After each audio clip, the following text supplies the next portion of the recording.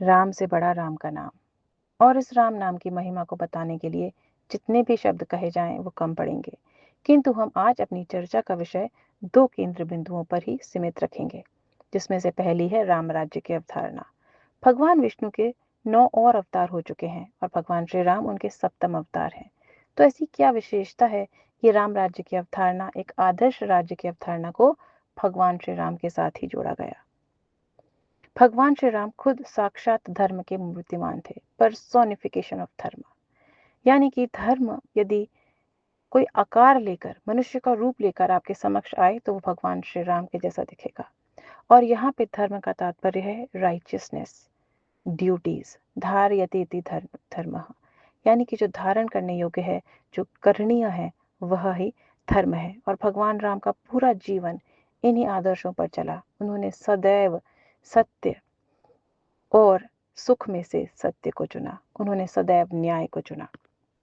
तुलसीदास जी कहते हैं, अल्प मृत्यु नहीं कवनियों पीरा, सब सुंदर सब बिरुज शरीरा, नहीं दरिद्र को दुखी न दीना, नहीं को अबुध न लक्षण हीना, सब नर करहि परस्पर प्रीति, चलहि स्वधर्म निरत श्रुति नीति। अर्थात एक ऐसा समाज जहाँ किसी के अकाल मृत्यु नहीं होती, किसी को कोई पीड़ा नहीं होती, कोई दरिद्र नहीं है, दुखी नहीं है, कोई मूर्ख भी नहीं है, सब एक दूसरे से प्रेम करते हैं और सब अपने अपने धर्मों का पालन करते हैं।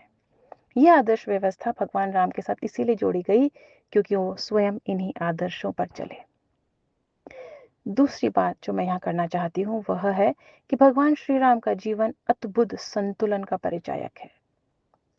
जब उन्हें पिता कहते हैं कि कल आपका राज्याभिषेक किया जाएगा, तब उनकी मनः स्थिति बिल्कुल साधारण थी। कोई अतिरिक्त उत्साह उन्होंने नहीं दिखाया।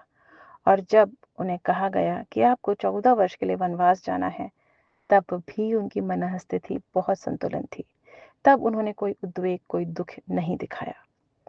तो ये जो अद्भुत संतुलन है, परफेक्ट बैलेंस है और एक आदर्श जीवन जीने की कला है, यह हमें भगवान राम से सीखनी चाहिए।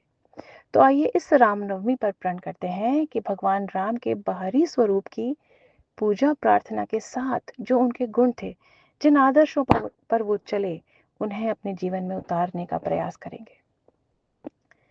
अंत में आप सबके भीतर जो राम है, उसको मेरा नमस्कार।